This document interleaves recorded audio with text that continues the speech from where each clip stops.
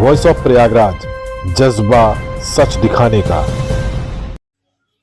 उत्तर प्रदेश के मुखिया योगी आदित्यनाथ प्रयागराज के सुरांव विधानसभा क्षेत्र में एक अनुसूचित जनजाति के महासम्मेलन को संबोधित करने मुख्य अतिथि के तौर पर पहुंचे। वहां पर उन्होंने 3,357 करोड़ की 424 परियोजनाओं का लोकार्पण व शिलान्यास भी किया। इस अवसर पर प्रधानमंत्री आवास योजना व मुख्यमंत्री आवास योजना ग्रामीण के लाभार्थियों को उन्होंने घरों की चाबी व चेक भी प्रदान किए। अपने भाषण में क्या कुछ कहा उत्तर प्रदेश के मुखिया योगी आदित्यनाथ ने, आइए आपको सुनाते हैं उनका पूरा भाषण। भारत माता की वंदे वंदे वंदे। भारत की सनातन हिंदू संस्कृति है जिसमें अनेक जातियां एकजुट होकर के इस पूरे परंपरा को, इस संस्कृति को मजबूती बनाने का कार्य करती है। समय समय पर ऋषि महर्षि वाल्मीकि की वे पावन करती है।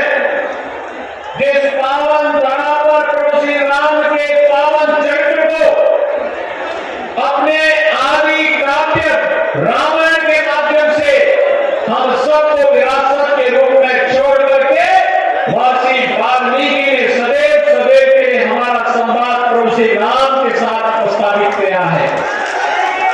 प्रभु श्री राम के चरित्र के उद्गाता आदि कवि महर्षि वाल्मीकि के श्री चरणों में नमन करते हुए उन्हें कोटि कोटि प्रणाम करता हूं।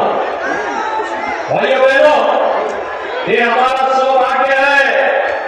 डबल इंजन की सरकार महर्षि वाल्मीकि से जुड़े हुए लालापुर के पुनरुद्धार का कार्य कर रही है। कुछ ही दिनों के बाद आप देखेंगे लालापुर में रोपवे का निर्माण हो जाएगा। महर्षि वाल्मीकि की कुटिया तक पहुंचने के लिए आसानी से रोपवे के माध्यम से हर व्यक्ति इस पहाड़ी पर चढ़ करके दर्शन कर पाएगा। और ऐसे ही वाराणसी में संत रविदास जी के पावन जन्मस्थली श्री गोवर्धन को भी डबल इंजन की सरकार पुनरुद्धार का कार्य करते हुए मध्यकालीन सिद्ध संत शिरोमणि रविदास जी के प्रति भी नमन करने का कार्य कर रही है। पूज्य गुरु जगत गुरु रामानंदाचार्य जी ने घोषणा की थी कि जाति पाति पूछे नहीं कोई, हरि को भजे सो हरि का होई। और ये हरि को भजन करने में अपने इतने लीन थे, उन्होंने हम सबको कर्म की प्रेरणा देकर के एक ही बात का संदेश दिया था कि मन चंगा तो कठौती में चंगा। भाइयों बहनों, ये हमारा सौभाग्य है जब इस देश को, स्वतंत्र भारत को एक संविधान देने की बात आई थी। तो ये संविधान भी अगर किसी ने हमें प्रदान किया तो बाबा साहब भीमराव अंबेडकर जी ने देश के अंदर संविधान देकर के आज 142 करोड़ लोग बाबा साहब भीमराव अंबेडकर के द्वारा दिए गए संविधान से प्रेरणा और प्रकाश प्राप्त करते हुए विकास और समृद्धि की एक नई ऊंचाइयों को प्राप्त कर रहे हैं। आज आप देख रहे होंगे कि पहली बार बाबा साहब भीमराव अंबेडकर को सम्मान देने का कार्य किसी सरकार ने किया है तो देश के यशस्वी प्रधानमंत्री श्री नरेंद्र मोदी जी ने किया। बाबा साहब भीमराव अंबेडकर से जुड़े हुए उन 5 प्रमुख स्थलों को मऊ मध्य प्रदेश जहां उनका जन्म हुआ था, मऊ छावनी में बाबा साहब भीमराव अंबेडकर का भव्य स्मारक बना। दिल्ली में सार्वजनिक जीवन उन्होंने जहां व्यतीत किया था, उस भवन को एक भव्य स्मारक के रूप में स्थापित करने का कार्य किया गया। इंग्लैंड में रहकर के, जिस आवास में रहकर के उन्होंने उच्च शिक्षा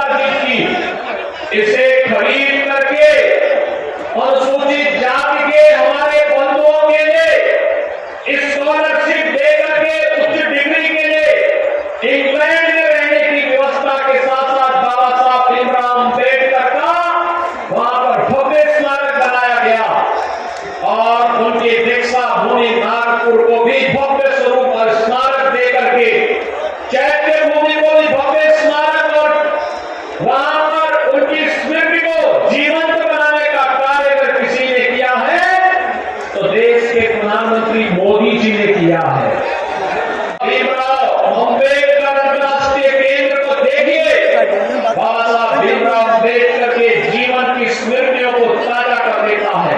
यह भी अगर किसी ने बनाया है, प्रधानमंत्री मोदी जी ने बनाया है।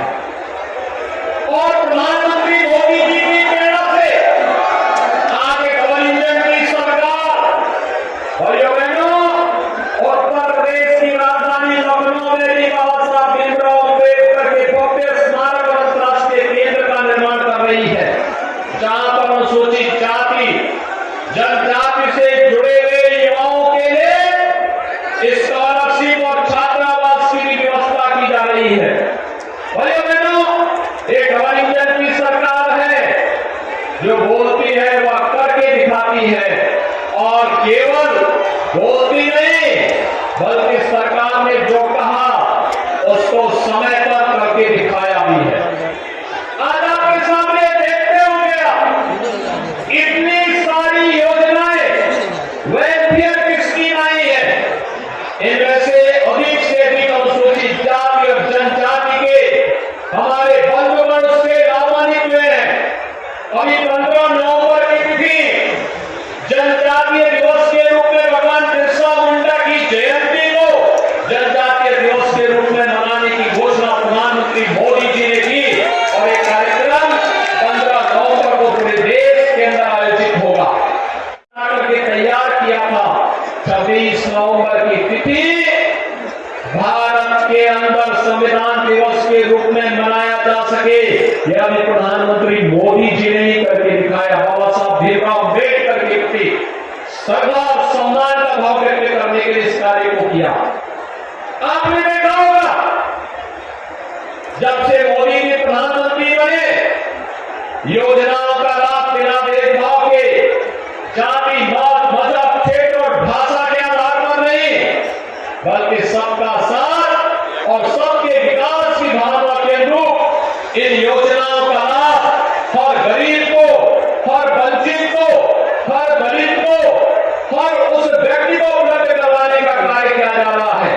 और इसीलिए प्रदेश में डबल इंजन की सरकार बनी तो हम लोगों ने घोषणा की कि हर मुसहर को एक आवास उपलब्ध करवाएंगे, कोल जाति के हर व्यक्ति को एक आवास उपलब्ध करवाएंगे। लेकिन राजमणि कोल हमेशा हमारे पास आते थे कि हमारे गांव में, हमारे क्षेत्र में इतने लोग ऐसे हैं, इनका नाम ऐसी सीसी की सूची में नहीं है। हमने कहा कोई दिक्कत नहीं, नाम हो न हो, हम इनके लिए अलग से स्कीम बनाएंगे।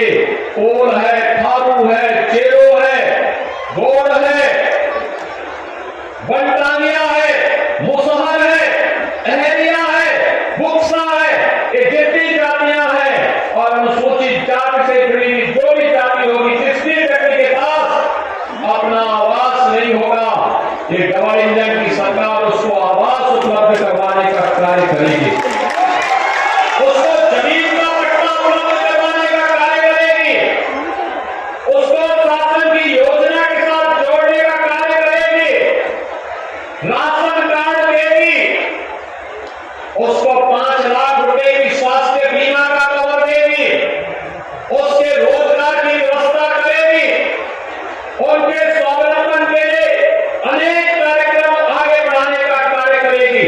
आज भाइयों बहनों, इसके परिणाम हम सबके सामने आते हुए दिखाई दे रहे हैं। उनकी योजनाओं से वंचित किया जाता था।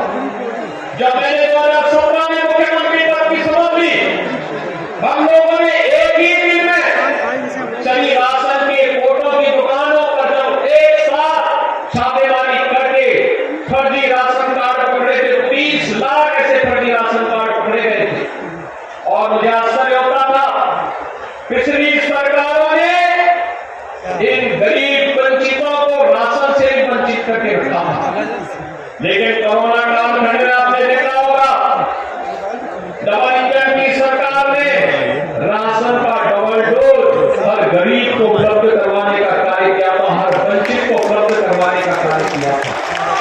और आज भी राशन की सुविधा का लाभ हर व्यक्ति को मिल रहा है, कोई भेदभाव नहीं है, किसी प्रकार का कोई भेदभाव नहीं। वन डिस्ट्रिक्ट वन प्रोडक्ट में जो भी परंपरागत उत्पाद है, इस परंपरागत उत्पाद में भी अधिकतम लाभ अनुसूचित जाति, जनजाति और अति पिछड़ी जाति के इन लोगों को प्राप्त हो रहा है।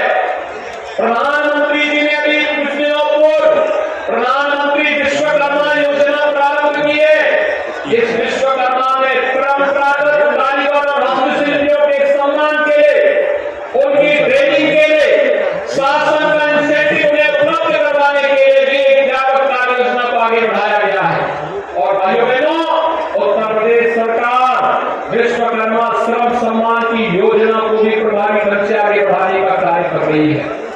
अनुसूचित जाति और जनजाति से जुड़े हुए लोगों के लिए सरकार के स्तर पर आज उन नौजवानों के लिए स्कॉलरशिप की व्यवस्था है, मुफ्त में पढ़ाई की व्यवस्था है। शासन की योजना से प्रतियोगी परीक्षाओं के लिए उन्हें अपने कोचिंग से जोड़ने के कार्यक्रम चल रहे हैं। और साथ साथ सरकारी नौकरी में आने पर उनको मिलने वाले आरक्षण का लाभ भी उन्हें तत्काल प्राप्त हो जाए, इसमें किसी भी प्रकार की कोई कोताही किसी भी स्तर पर नहीं रखी जा रही है। और भाइयों बहनों, यह भी सुनिश्चित किया गया है, अनुसूचित जाति, जनजाति, अति पिछड़ी जाति का कोई भी गरीब, कोई भी वंचित गांव में जहां रहना है, उस गांव में उस जमीन पर अगर आरक्षित श्रेणी की भूमि नहीं है तो वहीं पर पीएम स्वामित्व योजना के अंतर्गत उसे जमीन का पट्टा उपलब्ध करवा करके मालिकाना अधिकार भी दिया जाए। अगर आरक्षित श्रेणी की भूमि है तो उनके पुनर्वास के लिए नई भूमि चिन्हित करके उन्हें उपलब्ध करवाया जा रहा है, जिससे हर व्यक्ति के पास अपने लिए जमीन का पट्टा हो, जमीन पर मकान बनाने की व्यवस्था हो, उसके लिए रोजगार की व्यवस्था हो, उसके लिए राशन कार्ड की व्यवस्था हो, उसके लिए शासन की योजना को जोड़ने के साथ ही 5 लाख रुपए का स्वास्थ्य बीमा का कवर भी उसके पास हो। यह सरकार के द्वारा सुनिश्चित किया जा रहा है। और आज उसी श्रृंखला को आगे बढ़ाने के लिए, आप सबको आश्वस्त करने के लिए इस महासम्मेलन के माध्यम से संगम नगरी में 2025 के कुंभ के कार्यक्रमों के शिलान्यास कार्यक्रम के साथ ही मुझे जुड़ने का अवसर प्राप्त हो रहा है। मैं इन सभी कार्यों के लिए यहाँ के माननीय जनप्रतिनिधियों को हृदय से धन्यवाद देता हूँ। प्रयागराज वासियों को, आप सभी नागरिकों को हृदय से बधाई देता हूँ, अभिनंदन करता हूँ और विश्वास करता हूँ कि भाइयों बहनों, सरकार आपके साथ में होगी। आपकी सुरक्षा के लिए, आपके सम्मान के लिए, आपके आर्थिक स्वावलंबन के लिए डबल इंजन की सरकार पूरी प्रतिबद्धता के साथ कार्य कर रही है। और इसी प्रतिबद्धता के साथ आगे भी सरकार आपके साथ खड़ी होकर एक कार्य करेगी। आज के इस अवसर पर एक बार फिर से 3300 करोड़ रुपए से अधिक की परियोजनाओं के लिए प्रयागराज वासियों को बधाई। कुंभ में आने वाले जितने भी श्रद्धालुजन हैं, उनकी सुव्यवस्थित एक